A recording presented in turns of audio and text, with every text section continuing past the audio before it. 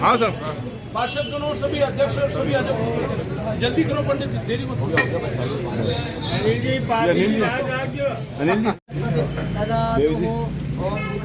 विजय भवे जय हो। चलो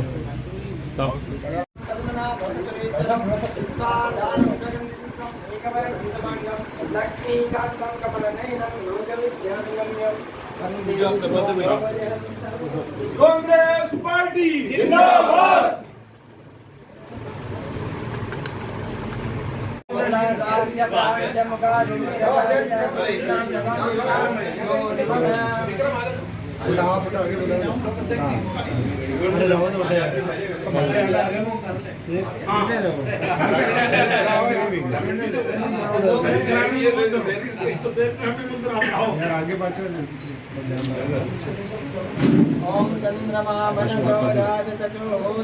कि अब आप सब कमर कस ले कि हमें हमारे वार्ड में, हमारे बूथ में आज शाम से जाके हमें पार्टी के लिए बात करनी है।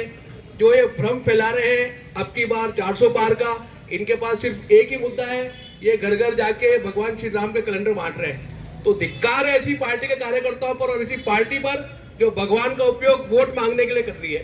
हमें लोगों को जाके ये चीज समझानी है कि ये सिर्फ वोट के टाइम पे हमारे भी जाते हैं, बाकी इनके सांसद का 10 वर्ष का कार्यकाल उसने क्या चित्तौड़गढ़ शहर के लिए किया है, क्या ग्रामीण क्षेत्रों के लिए किया है, वो जाके घर घर पूछो। अलग जगहों साथियों, क्योंकि ये वापस धर्म के नाम पे लोगों को भड़का के और सत्ता हथियाना चाह रहे हैं। इनकी वास्तविकता अगर हमने लोगों तक पहुंचा दी तो ये हमारी जीत है। धन्यवाद।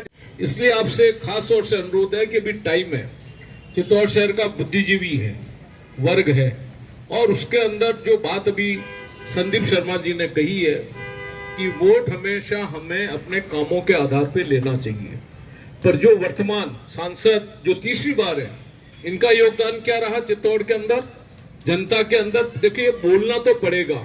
माउथ पब्लिसिटी हम लोगों की सबसे बड़ी कमजोरी, हम लोग माउथ पब्लिसिटी नहीं कर पाते। तो हम तो धर्म को भी साथ में रखते हैं, और जिस पार्टी के है वो पार्टी अगर सत्ता में आती है तो विकास भी को भी गति देते हैं और जनता के सुख दुख के भागीदार बनते हैं।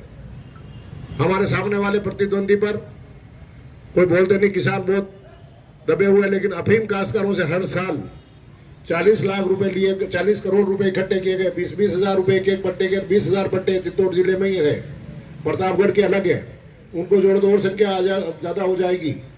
50-50 करोड़ रुपए एक साल में इकट्ठे किए और 5 साल तक लगातार किए, और साथ में डोला चूरा तस्करी भी थाने से होता था। उन अधिकारियों को फिर सत्ता में आने के बाद हमने हटाया है, और उस समय कहा था कि भ्रष्टाचार के नाम पर ये 20-20 हजार और 20-20 किलो डोला चूरा ले रहे, नहीं लेने दूंगा, तो आज नहीं ले रहे। जब तक नेता भ्रष्ट नहीं होता, जब तक अधिकारियों की हिम्मत नहीं होती कि वो पैसा ले ले।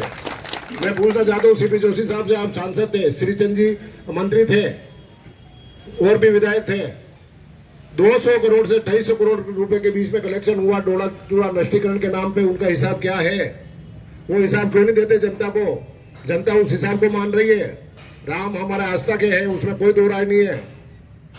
इसलिए आप कार्यकर्ताओं की ये बातें घर घर पहुंचानी है, और इतने कार्यकर्ता शहर के मुझे जो सामने दिख रहे हैं, कुछ काम की वजह से नहीं भी आएंगे, सबको जोड़ें और वार्ड वाइज टीम बनाकर मत प्रतिशत शहर का आप बढ़ा दें।